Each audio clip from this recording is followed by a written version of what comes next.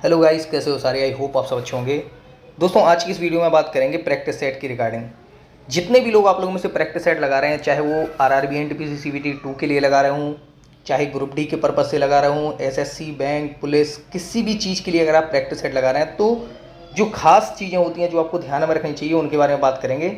इसलिए इस वीडियो को एंड तक ज़रूर देखना। गाइज, इस वीडियो में मैं आप लोगों को 10 ऐसे फैक्ट बताऊंगा, ऐसी चीज़ें बताऊंगा जो आप लोगों ने पहले भी सुनी हुई हैं, लेकिन कोशिश करूंगा कि मैं उन्हें ऐसे समझा पाऊँ कि वो आपके दिमाग में आए अच्छे से और प्रैक्टिस सेट में आपके मार्क्स इंक्रीज करने में आपकी हेल्प करें। तो गाइज देखो, सबसे पहली चीज़, अगर किसी प्रैक्टिस सेट को आप लगाते हो तो उसमें होती है इंपॉर्टेंस किस चीज़ की, टाइमिंग की।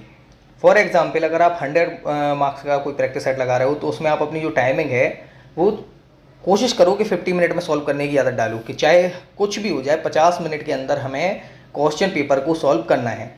अगर आप 50 मिनट में 100 की आदत डालोगे तब जाके आपकी स्पीड अच्छी खासी बढ़ेगी, वो कम से कम 1 घंटे तक आ जाएगी।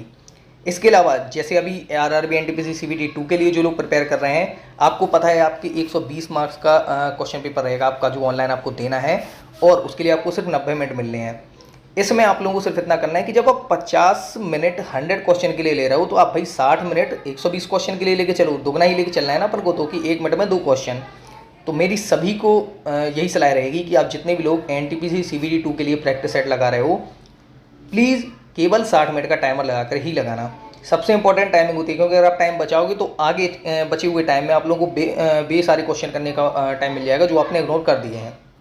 अगली चीज़, एक्यूरेसी। एक्यूरेसी इतनी इंपॉर्टेंट चीज़ है। अभी एनटीपीसी सीबीटी 1 में कई लोगों ने देख लिया होगा जिनके मार्क्स कम रहे हैं, उन्होंने ये चीज़ गौर की होगी कि रॉन्ग अटैम्प्ट बहुत सारी हुई। ये चीज़ मैं पहले से आके बता रहा हूँ आप लोगों को। एक्यूरेसी काफ़ी इंपॉर्टेंट होती है, आपको ज़्यादा से ज़्यादा सही करने हैं। मैं तो कहता हूँ अगर आप 70 भी अटैम्प्ट कर रहे हैं आउट ऑफ 100, तो 70 में से कोशिश ये करिए कि 60 से 65 के बीच में आपके सही होने चाहिए, और बाकी हो तो गलत हो जाए कोई दिक्कत नहीं है। तो सबसे ज़्यादा इंपॉर्टेंट एक्यूरेसी। अब अगर आप एनटीपीसी सीबीटी 2 के लिए प्रिपेयर कर रहे हो तो 120 में से ये मान के चलो आपकी एक्यूरेसी 80 प्लस की होनी चाहिए। 80 प्लस यानी यही हो गया ना कि कम से कम 60% से ऊपर का आपका जो स्कोर है वो राइट ही होना चाहिए, रॉन्ग होना ही नहीं चाहिए। ठीक।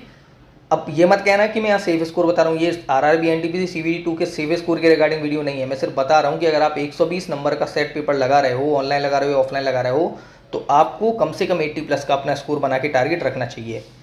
अगली चीज़, वीक टॉपिक्स। ये एक सबसे खास चीज़ है। देखो, हम में से जितने भी कंपटीशन की तैयारी कर रहे हैं, चाहे मैं भी हूँ और भी आप लोगों में से भी लोग हैं, ज़रूरी नहीं है कि सबके सारे के सारे टॉपिक और जो सब्जेक्ट हैं वो स्ट्रॉन्ग हो। कई ऐसे टॉपिक या सब्जेक्ट होते हैं जो कमज़ोर होते हैं और जिनके लिए मैं प्रिपेयर अच्छा खासा करना पड़ता है। तो ये चीज़ आप लोगों को भी यहाँ पर ध्यान रखनी है कि आपके जो वीक टॉपिक हैं, कोशिश करो कि वीक टॉपिक को ज़्यादा अच्छे से प्रिपेयर करो। जो आपके टॉपिक स्ट्रॉन्ग हैं, जो आप पहले से आपने पढ़ रखे हैं, उनको सिर्फ रिवीजन की ज़रूरत होती है।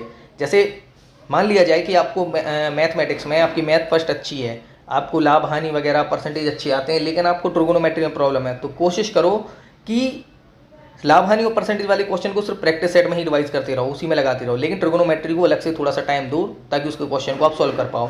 इसी तरह मैथ में, रीजनिंग में, जीके जीएस साइंस, किसी भी चीज़ में आपके जो वीक टॉपिक हैं उनकी एक आप चाहे लिस्ट बना लो, उस पर लिख लो कि मुझे ये टॉपिक नहीं आते, मुझे ये प्रिपेयर करने हैं।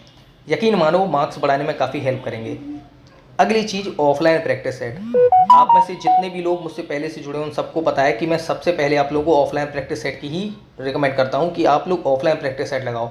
ऑनलाइन में इसलिए नहीं कहता हूं कि ऑनलाइन में कई लोग ऐसे होते हैं जिन्हें आदत नहीं होती है, कंफर्टेबल नहीं होती है लगाने में, लेकिन ऑफलाइन प्रैक्टिस सेट लगाने से क्या होता है, हम उसका सॉल्यूशन अच्छे से कर लेते हैं, उसके ऑप्शंस को सॉल्व कर लेते हैं, उससे रिगार्डिंग कोई भी डाउट होता है तो हम उसी सेट पेपर पर नोट भी कर लेते हैं। तो ऑफलाइन के कई सारे फायदे होते हैं। और ऑनलाइन में क्या होता है, टाइमर चलता है माइनस में, तो दिमाग में सिर्फ टाइमिंग की ही रहती है, टाइमिंग ही रहता है कि यार टाइम कम हो रहा है, कम हो रहा है।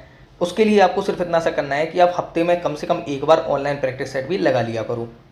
तो ध्यान रखना है आपको, ऑफलाइन प्रैक्टिस सेट ज़रूर लगाओ। अब कई लोग पूछते हैं कि ऑफलाइन प्रैक्टिस सेट बेस्ट बताएं जो काम के हैं एनटीपीसी सीबीटी 2 के लिए। तो मैं शुरुआत से भी कहता रहा हूँ, अभी भी यही कहूँगा, सिर्फ 2 पब्लिकेशन की प्रैक्टिस सेट लो आप। या तो आप अरिहंत पब्लिकेशन के ले लो, और अगर आपसे वो वाली सॉल्व हो जाए तो उसके बाद आप प्लेटफॉर्म के ले लो। इसलिए कह रहा हूँ क्योंकि इनका जो लेवल है काफ़ी अच्छा है। कई लोग कहते हैं टेक्स्ट बुक के कैसे हैं, ग्रेड अप के कैसे हैं अच्छे हैं, ऑनलाइन हैं ऑफलाइन जैसे भी हों। मेरे हिसाब से पहले आप अरिहंत और प्लेटफॉर्म के प्रैक्टिस सेट को सॉल्व करो, उसके बाद अगर आपके पास टाइम बचता है तो आप ज़रूर ऑनलाइन ले लो।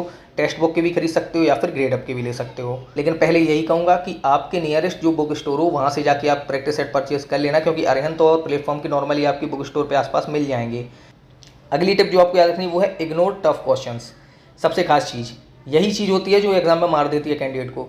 रखनी अच्छे से, कोई भी एग्जाम हो कभी भी यार ऐसे क्वेश्चंस को जल्दबाजी में आंसर मत लगाओ कि जो आपको नहीं आ रहा हो या जो सस्पेंस में हो, डाउट हो जिसमें थोड़ा सा भी, उसे थोड़ी देर के लिए इग्नोर कर दिया करो। तो जो टफ क्वेश्चन है उन्हें कोशिश करो इग्नोर करो, और जो क्वेश्चन पहले आ रहे हैं पहले उन्हें करो। इसके बाद जब आपका टाइम बचता है, जैसा कि मैंने पहले पॉइंट में बताया टाइमिंग, जब आपका टाइम बच जाए तब आप ऐसे क्वेश्चन को सॉल्व करने की कोशिश करो।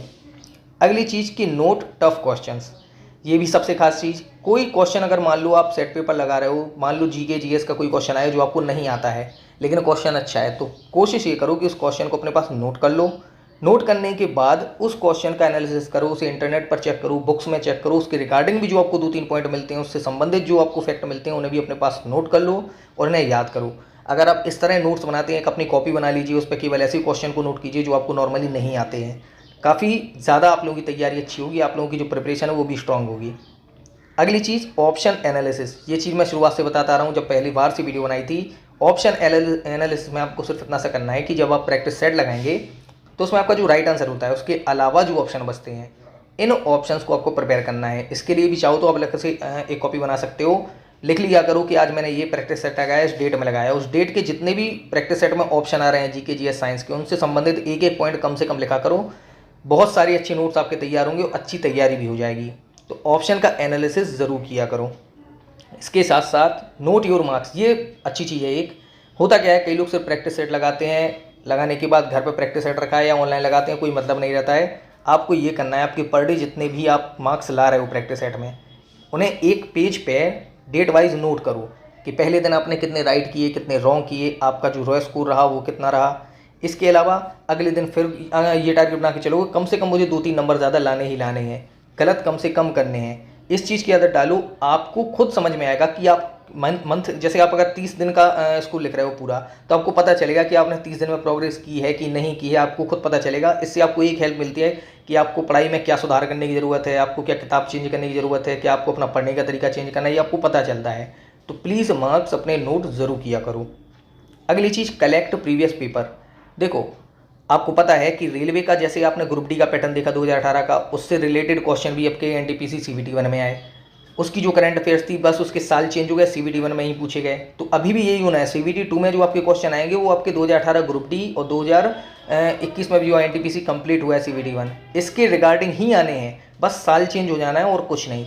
तो मैं आपसे यही कहूँगा, प्रीवियस जो आपके क्वेश्चन पेपर रहे हैं, खासतौर पे जो रेलवे के ऑनलाइन हुए, उन्हें कलेक्ट करो अपने पास। अगर आप एसएससी वगैरह की प्रिपरेशन कर रहे हो, स्टेट लेवल एग्जाम की प्रिपरेशन कर रहे हो, तो उसके जो प्रीवियस सेट है उसको एक बार प्रिपेयर ज़रूर करो।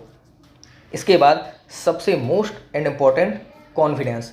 देखो अगर कॉन्फिडेंस नहीं है तो ये बाकी के 9 पॉइंट बेकार हो जाते हैं। कॉन्फिडेंस आपको सबसे पहले अपने अंदर लाना है।